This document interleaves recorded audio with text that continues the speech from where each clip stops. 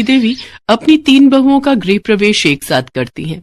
पल्लवी की तीनों बहुओं में सबसे बड़ी बहू अनु बहरी, मंझली बहू सोनिया अंधी और सबसे छोटी बहू कनिका गूंगी होती है। उन तीनों की शादी 3 सगे भाइयों अजीत, विवेक और कुशाल से होती है। शादी करके जब वो तीनों एक साथ आती हैं, तो उनका गृह प्रवेश उनकी सास पल्लवी बड़े ही चाव से करती है और उन तीनों से कहती है, अरे मेरी अंधी, गूंगी, बहरी बहुओं, तुम तीनों के पैर के सामने कलश रखा है। अब दाहिने पैर से इसे गिराकर गृह प्रवेश की रस्म पूरी करो। सबसे बड़ी बहू अनु बहरी होती है, जिस वजह से उसे सुनाई ही नहीं देता कि उसकी सास उसको क्या कह रही है और वो चुपचाप खड़ी रहती है। अरे बड़ी बहू आओ ना, ऐसे चुपचाप क्यों खड़ी हो? ओहो, मैं तो भूल ही गई थी, इसको तो सुनाई ही नहीं देता। फिर उसका पति अजीत उसको इशारा करके पैर से कलश गिराने को कहता है। वो कलश गिराकर अंदर आ जाती है। उसके बाद मंझली बहू सोनिया का नंबर आता है, पर उसके अंधे होने की वजह से वो अपने पैर के कलश को ढूंढती रहती है, जिस वजह से वो अपनी टांग को यहाँ वहां हिलाती रहती है। ये देख सभी पड़ोस की औरतें हंसने लगती हैं। उसका मजाक बनता देख कनिका को उन पर बहुत गुस्सा आता है, पर वो बेचारी तो गूंगी थी, तो कुछ बोल भी नहीं सकती थी। इसलिए वो सोनिया की मदद करके उसका पैर कलश की तरफ ले जाती है, जिससे सोनिया कलश गिराकर घर के अंदर प्रवेश करती है। इसके बाद कनिका भी गृह प्रवेश करके घर के अंदर आ जाती है। तभी पल्लवी की पड़ोसन शांता उससे कहती है, हाय पल्लवी, तेरी बहुओं को तो गृह प्रवेश करने में भी दूसरों की मदद लेनी पड़ रही है, ना जाने ये घर कैसे संभालेंगी। शांता, हमें कभी किसी की कमियों का इस तरह मजाक नहीं उड़ाना चाहिए। हाय हाय, देखो तो इसे अभी से ही अपनी बहुओं के बारे में सुनकर कितना बुरा लग रहा है। अगर इतना ही बुरा लग रहा है तो क्यों ऐसी अपाहिज लाचार लड़कियों को अपने घर की बहू बनाकर ले आई? तभी सोनिया का पति विवेक कहता है, आंटी जी, घर को स्वर्ग बनाने के लिए संस्कारी बहुओं की जरूरत होती है, और इन तीनों के गुणों के आगे हमें इनकी ये कमियां बहुत छोटी लगी। बिल्कुल सही कहा तुमने। क्यों इन लोगों की बेकार की बातों में अपना समय बर्बाद कर रहे हो? चलो अब तीनों बहुओं को अंदर ले चलो। इसके बाद वो सभी अपने अपने कमरों में चले जाते हैं। बहुत घमंड है ना इनको अपनी अपाहिज बहुओं पर। मैंने भी इनके बीच फूट न डलवा दी तो मेरा नाम भी शांता नहीं। ये कहकर शांता वहां से चली जाती है। यूं ही कुछ दिन बीत जाते हैं। पल्लवी अपनी तीनों बहुओं से बहुत खुश थी। भाई हो भी क्यों ना, आखिर तीनों दिव्यांग बहुओं ने पूरे घर की जिम्मेदारी जो संभाल ली थी। अब तो उसकी जिंदगी ऐश भरी हो गई थी। तीनों ही एक दूसरे के सहयोग से सारा काम अच्छे से करने लगी थी। एक दिन शांता पल्लवी से मिलने उसके घर आती है। अरे भाई, क्या हाल है पल्लवी बहन? आओ आओ शांता बहन, ऊपर वाले की दया से सब ठीक है। और तेरी वो बहुएं कैसी हैं? वो सब भी ठीक है। उन तीनों ने तो आते ही सारा घर संभाल लिया। वो तो मुझे किसी काम को हाथ ही नहीं लगाने देती। चलो बढ़िया है, लेकिन अगर तुम्हें बुरा न लगे तो एक बात पूछूं? पूछो। तुम्हारी तीनों बहुएं दिव्यांग हैं, तो उनके साथ थोड़ी दिक्कत तो होती ही होगी ना। वो क्या ही काम ठीक से कर पाती होंगी। तुम तो बस उनकी झूठी तारीफ करके उनकी कमियों पर पर्दा डालने की कोशिश कर रही हो। बिल्कुल भी नहीं। उनको देखकर तो बिल्कुल भी नहीं लगता कि उनमें कोई शारीरिक कष्ट भी है। वो सब अपना काम बहुत अच्छे से करती हैं। अच्छा, फिर वो पक्का तीनों तुम्हारा घर हड़पना चाहती हैं, इसी तरह मीठी छुरी बनकर। मुझे तो लगता है जिस तरह इतने कम समय में उन्होंने सारी जिम्मेदारियां तुमसे ले ली हैं, ऐसा ना हो कुछ समय बाद वो तुम्हारे बेटों और इस घर को भी तुमसे छीन ले। लेकिन ऐसा क्यों करेंगी मेरी बहुएं? वैसे भी सब कुछ तो उन्हीं का है। हाँ वो तो है, लेकिन ऐसे तो उनको ये राजपाट तुम्हारे मरने के बाद मिलेगा। लेकिन जो ये आजकल की बहुएं होती है ना, इन्हें सब कुछ जल्दी और कम समय में चाहिए होता है। और अगर खुदा न खास्ता कभी उन तीनों ने तुम्हें रास्ते से हटाने के लिए कोई तरकीब ही बना ली, तो वो तीनों तो वैसे ही दिव्यांग है, उन पर किसी को शक भी नहीं होगा। देख, तू ठहरी अकेली और वो 3। शांति की बातें पल्लवी के दिलो दिमाग पर छा जाती है और वो अपनी तीनों बहुओं में फूट डलवाने की बात सोचती है। वो अपनी तीनों बहुओं को बुलाती है और कहती है, बहुत दिनों से मैं देख रही हूँ कि तुम तीनों बराबर से काम नहीं करती। कोई बहू कम काम करती है तो कोई ज्यादा। अगर ऐसे ही चलता रहा तो एक ही के ऊपर सारी जिम्मेदारियां आ जाएंगी और फिर तुम तीनों में लड़ाई झगड़े होंगे, और मुझे अपने घर में कोई लड़ाई झगड़े नहीं चाहिए। इसीलिए मैंने फैसला किया है कि अब से तुम तीनों अपना काम अलग अलग करोगी और कोई भी एक दूसरे की मदद नहीं करेगा। इसलिए तुम तीनों अपना अपना काम बांट लो। सोच लीजिए माँ जी, अगर आपने फिर कहीं हमें दूसरा काम करने को कहा ना, तो फिर हम ये घर छोड़कर चली जाएंगी। नहीं, मैं क्यों कहूंगी। और हाँ, तीनों की तीनों मेरी बात कान खोलकर सुन लो। अगर कुछ भी पूछना होगा तो मेरे पास आना, एक दूसरे से कुछ नहीं पूछोगी। पल्लवी के मुंह से ये सब बातें सुनकर शांता बहुत खुश होती है। आखिरकार वो इसी मकसद से तो इस घर में आई थी। इसके बाद तीनों बहुएं अपना अपना काम बांट लेती हैं। बहरी बहू बर्तन और कपड़े धोने का जिम्मा, अंधी बहू खाना बनाने का, और सबसे छोटी गूंगी बहू घर की साफ सफाई का जिम्मा संभालती है। फिर तीनों बहुएं अपने अपने कामों में लग जाती हैं। अंधी बहू सोनिया सबको आधा कच्चा आधा पका हुआ खाना खिलाती है। फिर शाम को वो सबके लिए चाय बनाकर लाती है, जिसे पीते ही पल्लवी चाय पीकर थूकते हुए कहती है, हे राम, चीनी वाली चाय तो पी थी, लेकिन आज तो नमक वाली भी पीकर देख ली। देखिए माँ जी, अब मैंने तो डब्बे सजाए नहीं थे, साफ सफाई का काम तो कनिका का है, इसलिए मुझे नहीं पता कि कौन सा डिब्बा कहाँ रखा था। जो हाथ में आया वो डाल दिया।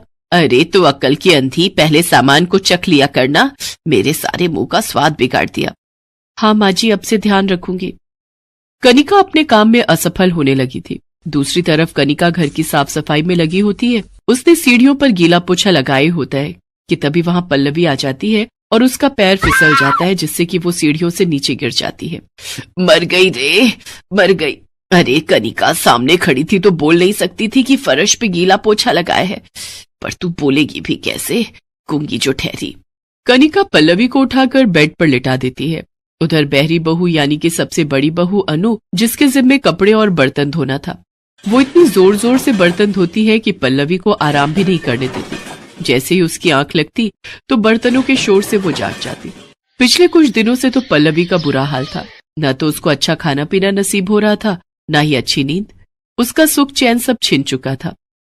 सोचा था बहुओं में अंग्रेजों की फूट डलवाओ और राज करो वाली नीति अपनाकर राज करूंगी, लेकिन यहाँ तो मेरा ही हाल बुरा हो रखा है। हे भगवान, इनको कुछ बोल भी नहीं सकती, अगर इन्हें कुछ कहा तो घर छोड़कर चली जाएंगी। पल्लवी ये सब सोच ही रही होती है कि तभी वहां उसका सबसे बड़ा बेटा अजीत आ जाता है और वो उससे कहता है, क्या हुआ माँ, आप ऐसे उदास क्यों बैठी हो? क्या बताऊं बेटा, किसी के कहने पर मैंने अपने ही घर में फूट डलवा दी और अब उसका खामियाजा मुझे भुगतना पड़ रहा है। क्या हुआ माँ, शुरू से बताओ।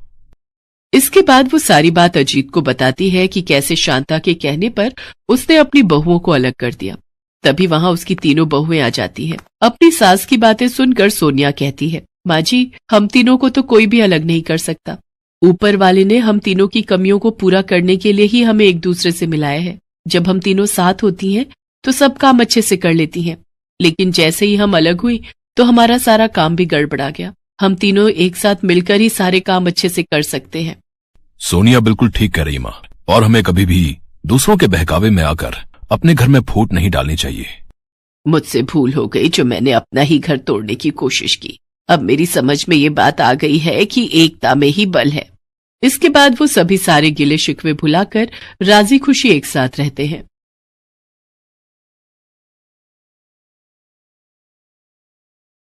आधी रात का समय था।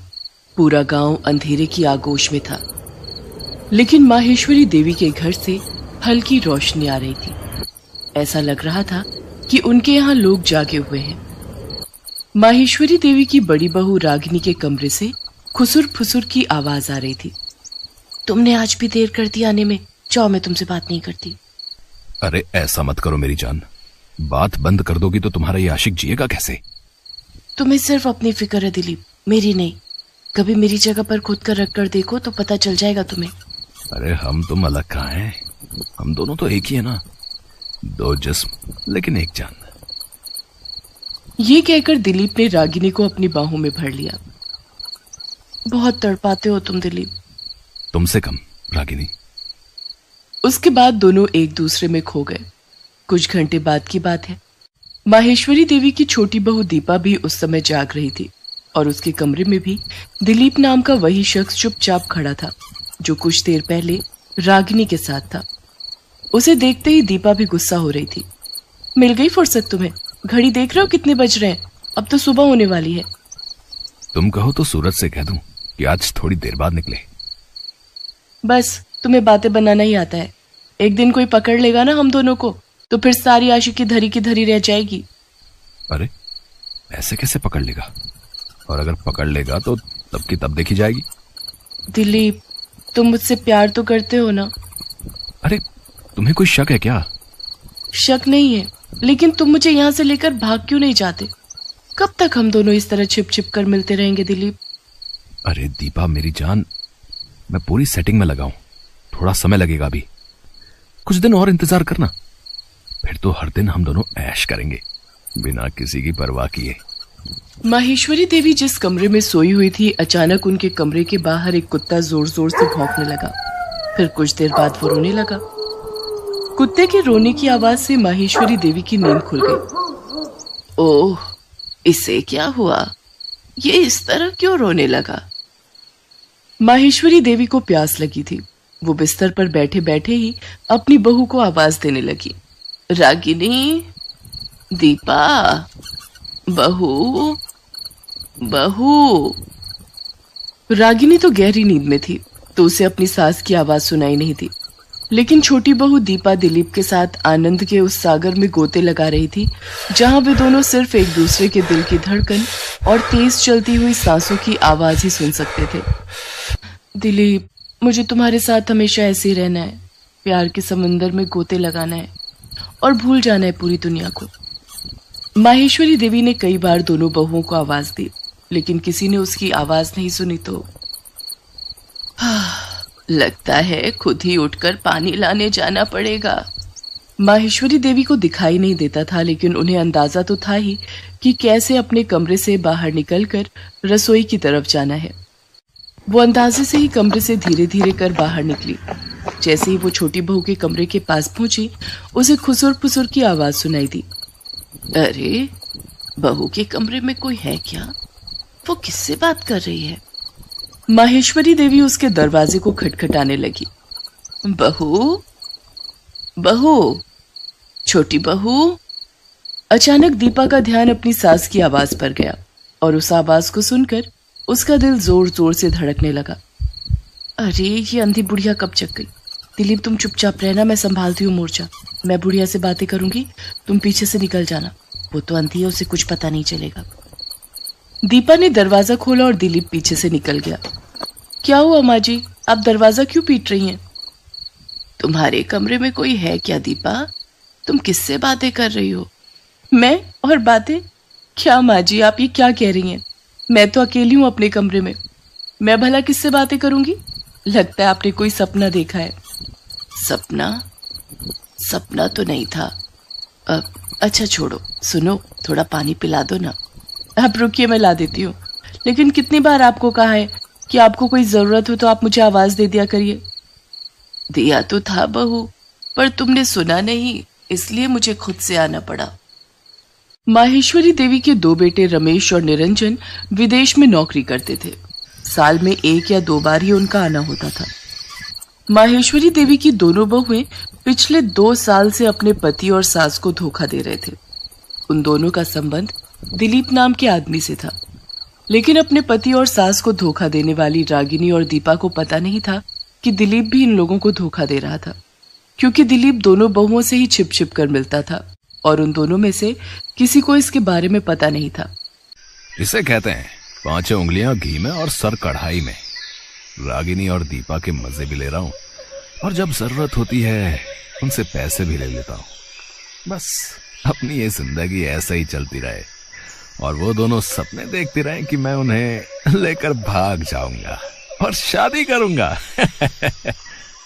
माहेश्वरी देवी को उस दिन दीपा ने बहला तो दिया था, लेकिन उनका मन नहीं मान रहा था। अब वो बेचारी देख तो सकती नहीं थी, लेकिन वो कहते हैं ना, जो देख नहीं सकते उनके पास मन की आंखें होती हैं, और मन की आंखें साधारण आंखों से कई गुना ज्यादा देख सकती हैं। कुछ तो गड़बड़ है, लेकिन क्या, ये मैं समझ नहीं पा रही हूं। बहू ने उस दिन झूठ बोला, ये तो पक्का है। उस दिन के बाद माहेश्वरी देवी रात को और ज्यादा अलर्ट रहती और हर दिन उसे लगता कि रात को उस घर में कोई आता जरूर है। मुझे ऐसा सोचना तो नहीं चाहिए, लेकिन लगता है कि मेरी छोटी बहू किसी गलत राह पर है। एक रात की बात है, दिलीप दीपा के साथ उसके कमरे में था। माहेश्वरी देवी की आंखों में नींद नहीं थी। वो चुपके से उठी और दीपा के कमरे की ओर बढ़ चली। उसने दीपा के दरवाजे पर कान लगाया तो उसे फिर से किसी पुरुष की आवाज उसके कमरे से आई। मेरा शक बिल्कुल सही था, जरूर कोई गैर पुरुष मेरे घर में है। माहेश्वरी ने जोर जोर से दरवाजा पीटना शुरू कर दिया। इस बार दरवाजा पीटने के कारण बड़ी बहू रागिनी की भी नींद खुल गई। इधर इसकी छोटी बहू सास द्वारा इस तरह दरवाजा पीटे जाने पर आग बबूला हो रही थी। ये अंधी बुढ़िया पागल हो गई है क्या? कहीं इसके इस तरह दरवाजा पीटने से रागिनी दीदी की नींद ना खुल जाए। अगर उसकी नींद खुल गई तो फिर लेने के देने पड़ जाएंगे। दिलीप, मैं जल्दी से दरवाजा खोलती हूँ, तुम पीछे से निकल जाना, मेरी अंधी सास को कुछ पता नहीं चलेगा। दीपा ने दरवाजा खोला और दिलीप को भागने का इशारा किया, लेकिन माहेश्वरी को पता लग गया कि कोई भाग रहा है। उसने उसका कॉलर पकड़ लिया और जोर जोर से चीखने लगी। बहू, बहू, देखो देखो, ये कोई आदमी तुम्हारे कमरे से निकलकर भागने की कोशिश कर रहा है। पकड़ो, इसे पकड़ो। दिलीप अपने आप गिरेबान छुड़ाने की कोशिश तो पूरी कर रहा था, लेकिन माहेश्वरी ने कस के उसका गिरेबान पकड़ रखा था।